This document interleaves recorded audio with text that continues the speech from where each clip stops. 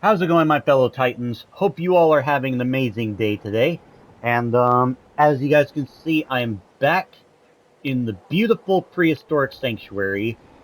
And, for those of you that are new to the channel, um, I'll just tell y'all what we do here. Um, Here in the Prehistoric Sanctuary, we house many extinct species, whether if it's dinosaurs, pterosaurs, many different kinds of marine life, and now ancient pseudosuchians, or ancient crocodilian relatives, thanks to the Crocodilia Coast DLC that was released 4 days ago. And hopefully in the future we will house and protect many more prehistoric species, whether if it's new kinds of dinosaurs or other uh, extinct species, maybe even more lineages of extinct reptiles, or maybe even mammal-like reptiles like gorgonopsids. Hell, even maybe prehistoric mammals like saber-toothed tigers, mammoths, ground sloths, and maybe even, uh, and I'm hoping, I got high hopes for this one, Basilosaurus. I'm hoping that we see some ancient whales in the future. But that'll be a topic for another day. Um, anyway, in this video, it's pretty much going to be an update video of what I got uh, added into the sanctuary, what I've been cooking up for the sanctuary. Now, a lot of you might notice, well, those of you that installed Prehistoric Sanctuary from the workshop, I did remove a handful of dinosaurs, that being Deinonychus, Edmontosaurus, Maiasaura, Spinosaurus, Suchomimus, and Cryolophosaurus. Oh, and Aquilops. I've decided to remove those dinosaurs because even though they look skeletally accurate, I decided to focus on strict scientific accuracy, or how can I put it? Like, I'll just use some examples. Like, when it comes to Spinosaurids, whatever Spinosaurid that I place in the sanctuary, it'll have the following characteristics checked off.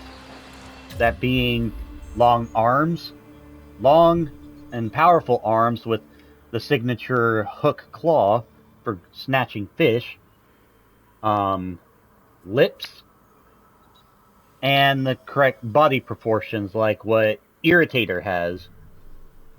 So, unfortunately, Irritator is back to being the only Spinosaurid we have here in the Sanctuary because of its high level of scientific accuracy.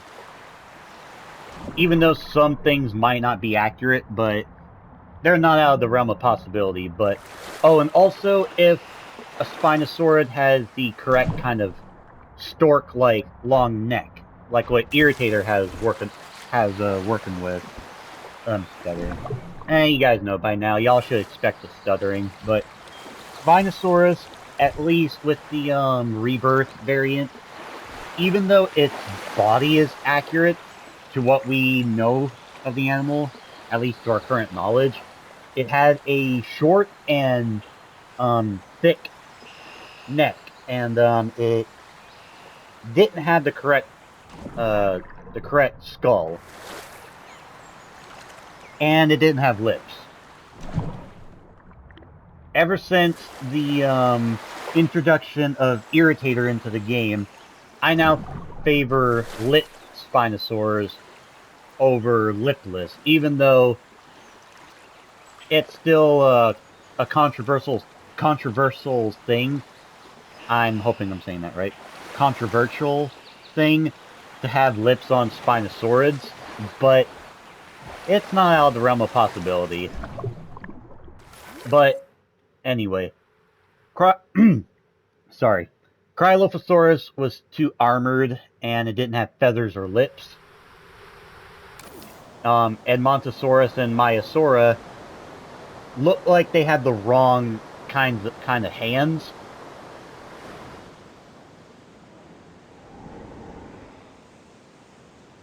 But specifically with Edmontosaurus, I know Edmontosaurus annectens, the larger species of Edmontosaurus, had like a hoof-like structure on their front limbs, and not what we got going on with Edmontosaurus regalis. And Deinonychus just didn't have the proper hands or feather coverage as its relatives, like let's say Austroraptor, Utahraptor, or Pyroraptor, even though Pyroraptor is oversized.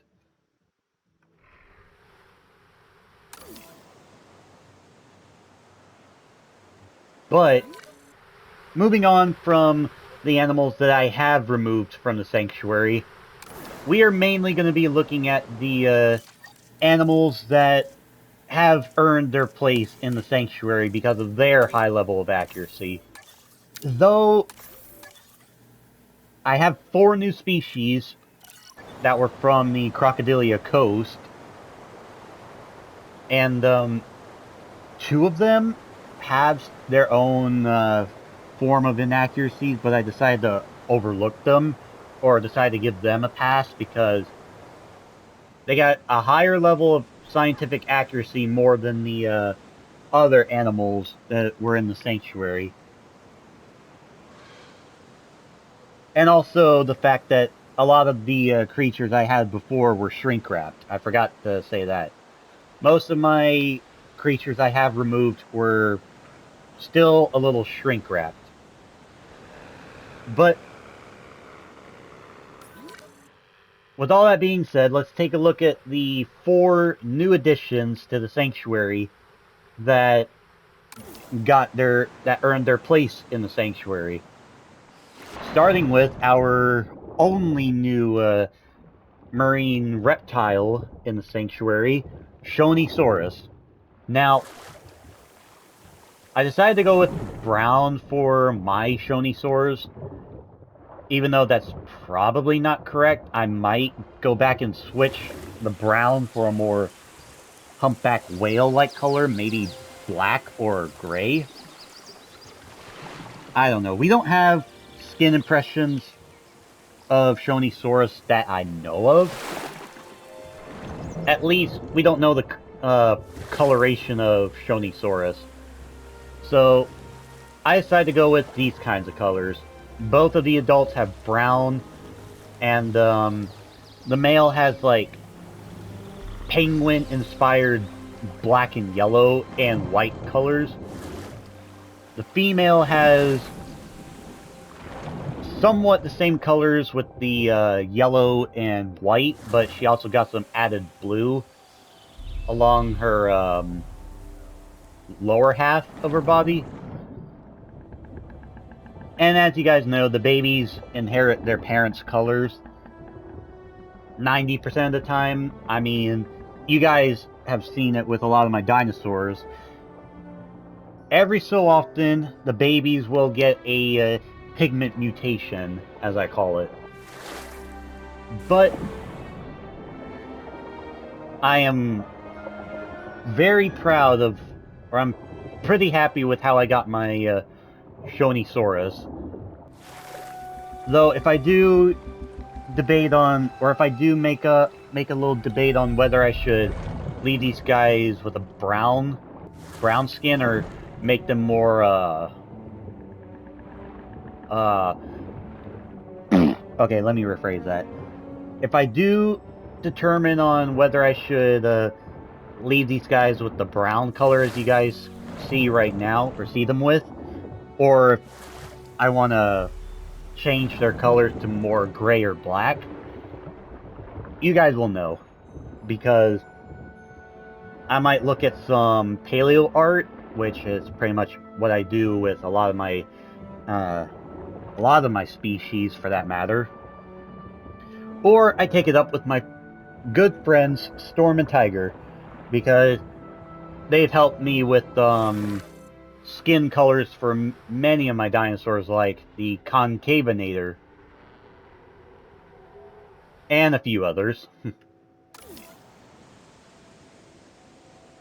But leaving the marine reptiles behind, now for the 3 brand new species added into the sanctuary.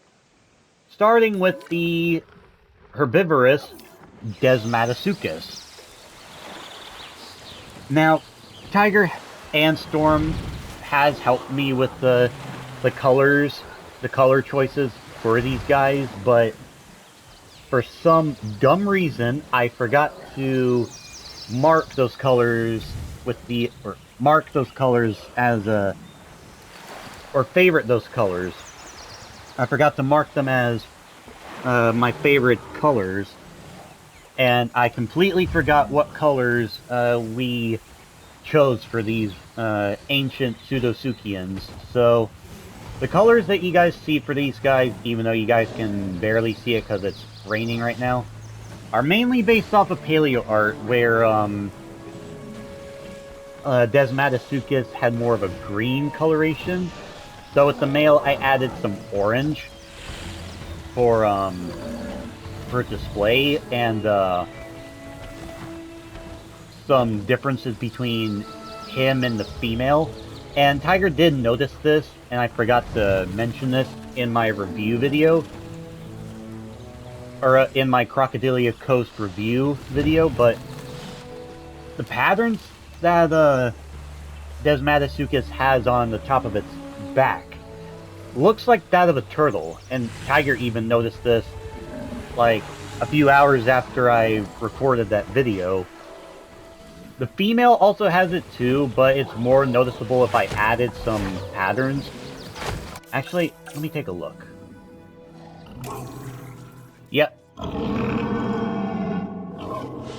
And she gets more added colors, or depends on the colors or the patterns you guys choose for her.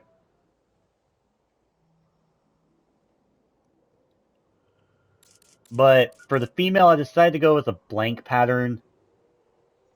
That I do remember. At least I think I remember with what Tiger recommended. It could have been for the other Pseudosuchian that we are going to be taking a look at, but I feel like this is accurate enough where the female Desmatasuchus didn't have flashy colors like her male counterpart. But everything else with these ancient crocodilians pretty much checks off for scientific accuracy.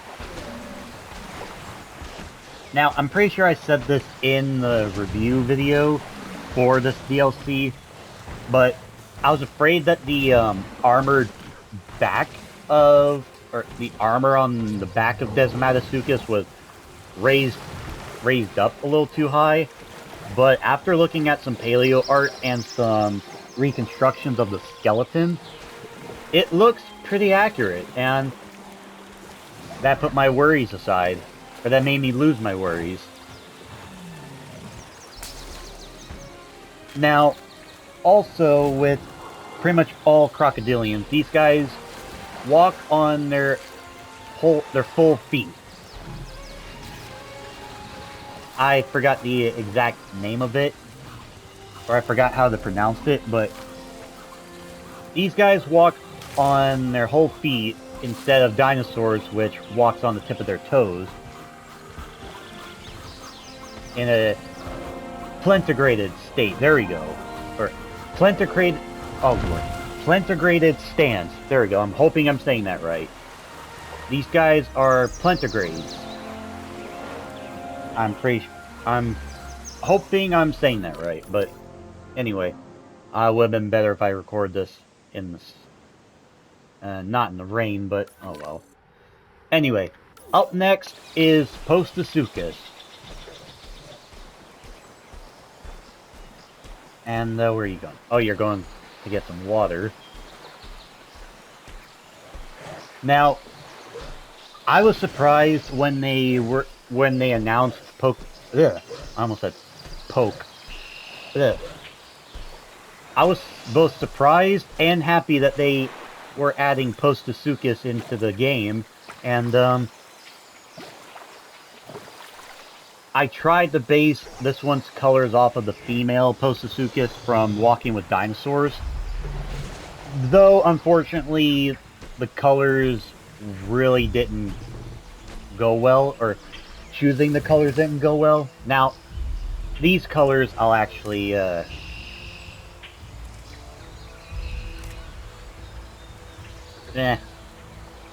She's got brown scales, I'll just say that. Now, there is only one Postasuchus in this, desert/swampy, enclosure, because I was doing some research and it said that, and from what scientists believe, Postasuchus was a solitary and aggressive carnivorous reptile, and it would be aggressive towards other members of its kind if it's not during the mating season. Actually, no. They would still be aggressive when it comes to rivals. But, yeah, I was originally going to add a male and female Postasuchus, but then I thought about it. Here's a much better look at the female's brown coloration. I thought about adding a male Postasuchus with these colors, and I pretty much like the colors. But I decided to have one Postasuchus because I wanted the sanctuary to also have some, like, social accuracy. Like, for example, Megalodon and Kronosaurus. They are believed to be solitary. And we actually have fossil evidence of Kronosaurus and other pliosaurs being aggressive towards members of its own kind and displays solitary behavior. Some dinosaurs, like Irritator, Dinochirus, and Concavinator, I was going to remove some of the individuals so they can be solitary. But I also read that some dinosaurs, like Dinochirus and what else was I researching on? Oh, it was mainly with Irritator, Dinochirus, and Gigantoraptor. For Gigantoraptor and Deinonychus, it's believed that they would have been in a group, but it wouldn't be like a pack or a herd like Lokiceratops or Utah Raptors. It would have been like a loose group. And with Irritator, I've seen two different proposals. It could either be A, a solitary animal, or B, a mated pair and their child or their offspring. Though mating for life is not well known in the fossil record, but like I said, we just don't know with Spinosaurus because these guys are fragmentary, very fragmentary. So it's not possible, but it's still not out of the realm of possibility. But I decided to go with a solitary Postasuchus. The same can be said with Deinosuchus. I also decided to go with a, let me turn it back to daytime. I forgot to turn the day and night cycle off. Deinosuchus was believed to be a solitary crocodilian. Or a solitary pseudosuchian that would often live in loose groups because of the abundance of food. I decided to not go with a loose group because even though this enclosure is big enough for at least one or two other Deinosuchus, I decided to just go with a single one. And I'm quite happy with how I got these colors, looking like something like an alligator.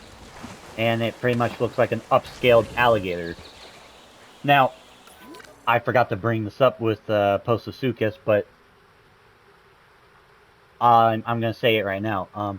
The only inaccuracy that I'm seeing with these two Pseudosuchians that I decided to ignore, and Dino Guy also pointed this out, but big shout out to him, by the way. He is an awesome YouTuber.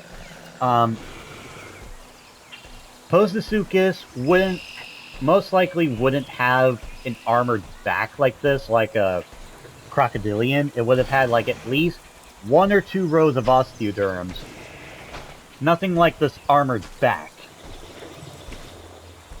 But everything else with the bipedal stance, the lips, and the small front limbs, those are pretty accurate. And the armored back is like only one minor inaccuracy that I decided to give a pass to.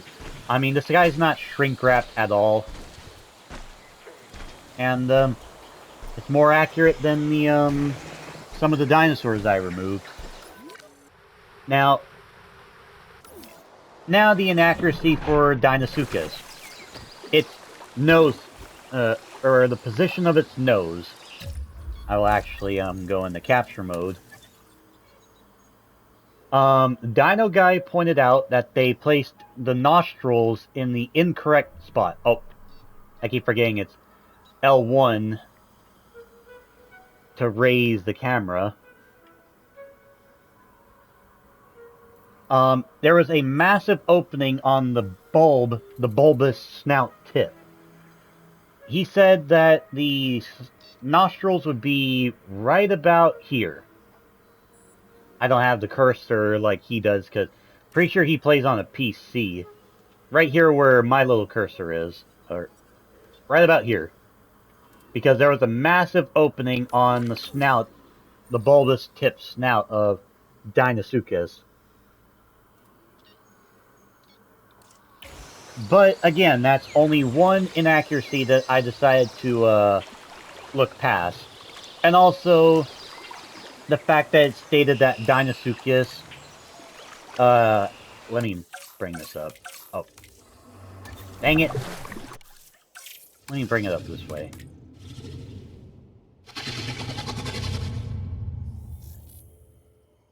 Okay, it says that Deinosuchus also boasts a bite force more powerful than that of a T-Rex. Now, I'm pretty sure that's an inaccuracy, but it does have a strong bite force, but probably not more powerful than a Tyrannosaurus Rex. Tyrannosaurus Rex had the most powerful bite force of any terrestrial animal on the planet that has ever existed. Megalodon might surpass that, but that's because it's bigger than T-Rex. But Deinosuchus probably had a strong bite force, don't get me wrong, but not as powerful to surpass that of a T-Rex's bite force. But even though that's another inaccuracy, it doesn't mess with the physical characteristics of Deinosuchus. So, I don't care about the profits. So, I decided to ignore that minor inaccuracy, that in the nose misplacement, and focus on the rest of the body, and it pretty much looks like an accurate alligatoroid. Which, fun fact, Deinosuchus is probably not a pure crocodilian like alligators or crocodiles. It is close, but it's not a perfect crocodilian. Or it's not a pure crocodilian.